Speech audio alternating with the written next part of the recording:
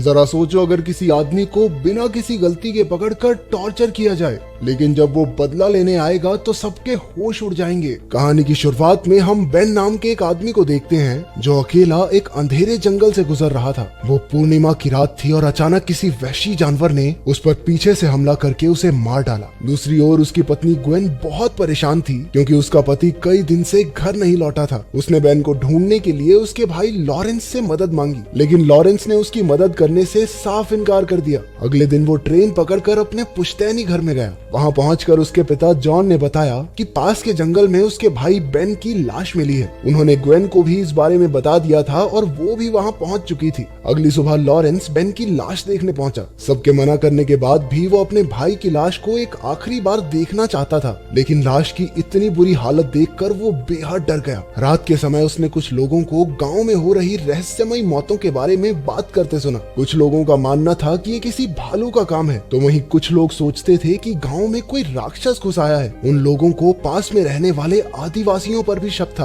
उन्होंने बताया कि 25 साल पहले भी एक किसान को ऐसे ही किसी रहस्यमयी जीव ने मार डाला था और तब से उसकी पत्नी पूर्णिमा की रात को बाहर नहीं निकलती। रात को घर लौटकर लॉरेंस ने अपने पिता से बेन की मौत के बारे में पूछा। जॉन को लगता था कि बेन को जरूर एक शेर ने मारा है। इसके बाद लॉरेंस ने ग्वेन से मिलकर अपने बर्ताव के लिए माफी मांगी। उसने बेन की अंगूठी और कुछ चीजें ग्वेन के हवाले कर दी। सोने से पहले अपने कमरे में वो अपने भाई को याद कर रहा था। उसे याद आया कि बचपन में एक रात को तेज आवाज की वजह से दोनों भाई उठ गए थे। बेन थोड़ा डरपोक था, इसलिए लॉरेंस अकेले ही बाहर देखने गया। उसने देखा कि उसकी माँ को किसी ने मार दिया था। इस सदमे के बाद वो पागल सा हो गया और उसे जबरदस्ती पागल खाने भेज दिया गया। वर्तमान समय में पूरे परिवार ने बेन का अंतिम संस्कार किया। अगले दिन ग्वेन अपने घर लौट गई, लेकिन लॉरेंस ने वहीं रुककर बेन की मौत का राज पता लगाने का फैसला किया। पूर्णिमा की रात को जॉन ने उसे बाहर जाने से मना किया था, लेकिन वो फिर भी आदिवासियों के ठिकाने पर जा पहुंचा। उसने अपने भाई के बारे में पूछा, लेकिन कुछ गांव वाले आकर आदिवासियों के भालू पर लोगों की मौत का इल्जाम लगाने लगे। लेकिन अचानक से एक वहशी भेड़िए ने लोगों पर हमला कर दिया। लॉरेंस ने तुरंत बंदूक से उस भेड़िए पर हमला कर दिया, लेकिन बदकिस्मती से उसका निशाना चूक गया। वो भेड़िया एक लड़के के पीछे जंगल की ओर भागा और लॉरेंस ने भी उसका पीछा किया। धुंध ज्यादा होने की वजह से उसे कुछ दिखाई नहीं दे रहा था। अचानक उस भेड़िए ने मौका देखकर उस पर हमला बोल दिया। खुशकिस्मती से कुछ लोगों ने सही मौके पर पहुंचकर उसे बचा लिया,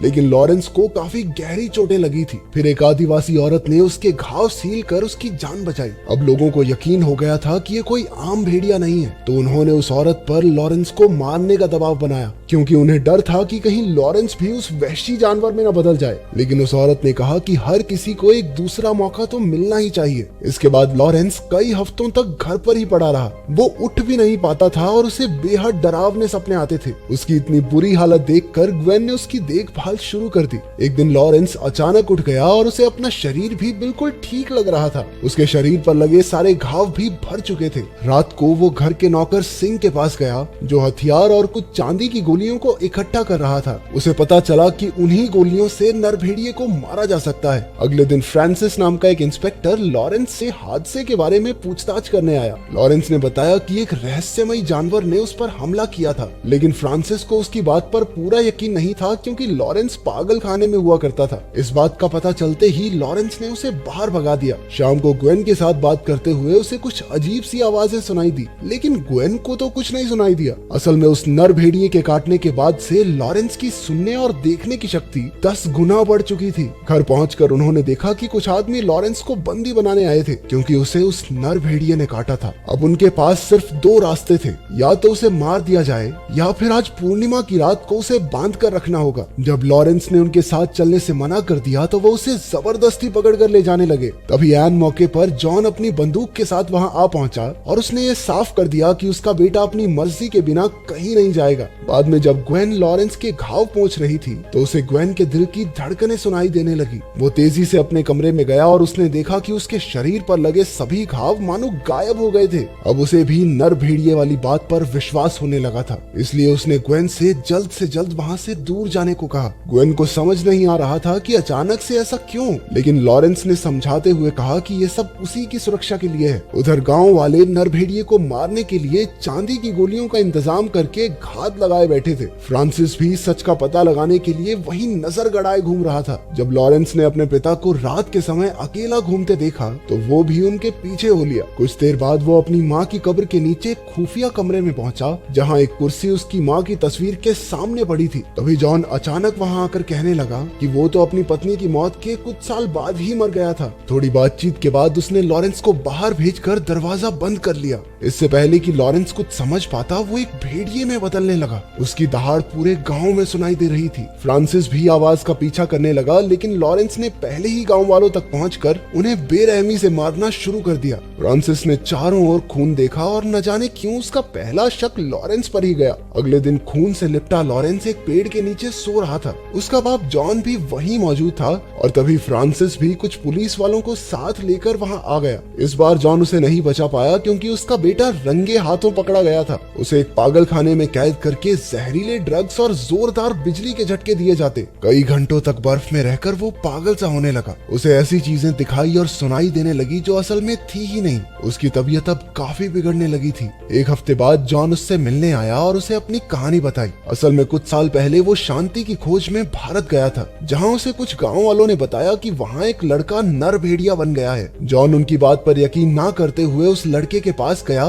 लेकिन उसने उसे काट लिया। वापस लंदन आकर उसने अपना इलाज करवाया, लेकिन कोई फायदा नहीं हुआ। पूर्णिमा की रात को उसने भेड़िए में बदलकर अपनी ही पत्नी को मार डाला। इस बात का उसे बहुत पछतावा हुआ और तब से लेकर 25 साल तक वो हर पूर्णिमा की रात को खुद को उस खुफिया कमरे में बंद कर लेता था। लेकिन ग्वेन में उसे अपनी पत्नी की झलक दिखाई देने लगी। उसे अपने ही बेटे से जलन महसूस होने लगी, क्योंकि जब तक वो उसकी पत्नी है वो ग्वेन को नहीं पा सकता। इसी चक्कर में उसने खूब शराब पीनी शुरू कर दी और पूर्णिमा की रात को अपने नौकर सिंह को चकमा देकर कमरे से भाग गया और उसने अपने ही बेटे को बेरहमी से मार डाला। ये सुनते ही लॉरेंस गुस्से में भरकर अपने बाप की ओर बढ़ा, लेकिन वो बेड़ियों में बंधा हुआ था, इसलिए जॉन का कुछ नहीं बिगाड़ पाया। रात को पागल खाने का डॉक्टर बाकी लोगों को ये दिखाना चाहता था कि लॉरेंस के पास कोई जादुई शक्तियां नहीं है, ये तो बस पागल है। लेकिन पूरे चांद के उसकी आंखों के सामने आते ही लॉरेंस एक वहशी नरभेड़िए में बदलने लगा। हर तरफ भगदड़ मच गई। उसने पहले तो डॉक्टर को मार डाला और फिर बाकियों पर हमला बोल दिया। इसके बाद वो पागल खाने से भाग गया और सुबह होने पर पहले जैसा हो गया। फिर वो ग्वेन के पास पहुंचा और उसे पूरी सच्चाई बताई। उसने बताया कि वो और जॉन दोनों नर भेड़िए बन चुके हैं और जॉन ने ही उसकी माँ और बेन की जान ली है। ग्वेन ने कहा कि वो उसकी मदद कर सकती है, लेकिन लॉरेंस ने मना कर दिया। उसने ग्वेन को बताया कि वो उसे पसंद करता है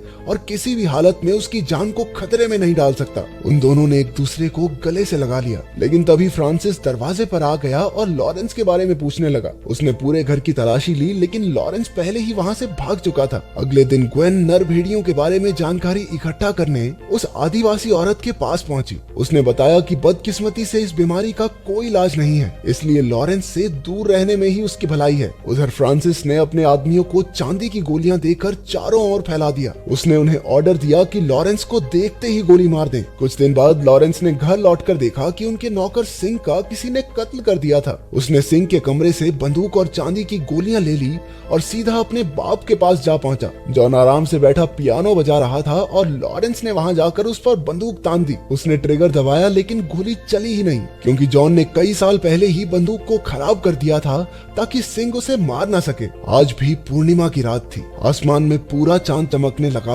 और दोनों बाप बेटा खतरनाक नर भेड़ियों में बदल गए। दोनों में जबरदस्त लड़ाई हुई, लेकिन जॉन लॉरेंस पर हावी पड़ रहा था। लड़ाई के दौरान घर में आग लग गई और लॉरेंस ने मौका देखकर जॉन को आग में धक्का देकर जला दिया। उसने अपनी ताकतवर बाजुओं से जॉन का सर धड़ से अलग कर दिया। तभी ग्वेन भी वहां आ गई और लॉरेंस को भेड़िए के रूप में देखकर हैरान रह गई। उसके पीछे पीछे फ्रांसिस भी वहां आ गया और लॉरेंस को देखते ही गोली चला दी, लेकिन ग्वेन ने हाथ मारकर बंदूक हिला दी, जिससे उसका निशाना चूक गया। इससे पहले फ्रांसिस उस पर दोबारा हमला करता, लॉरेंस ने उसे पकड़कर उसकी गर्दन में अपने दांत गड़ा दिए। इसके बाद ग्वेन ने चांदी की गोलियों वाली बंदूक उठाई और जंगल की ओर भागी। लॉरेंस भी उसके पीछे तेजी से भागा। अब ग्वेन के पास बचने का कोई रास्ता नहीं था, इसलिए उसने बंदूक तान कर लॉरेंस को रुकने को कहा। अचानक लॉरेंस ने उसे पहचान लिया और शांत हो गया। उसी वक्त ग्वेन ने मौका देखकर बंदूक चला दी और वो नीचे गिर गया। कुछ देर बाद वो फिर से अपने इंसानी रूप में आ गया। उसने मरने से पहले ग्वेन का शुक्रिया अदा किया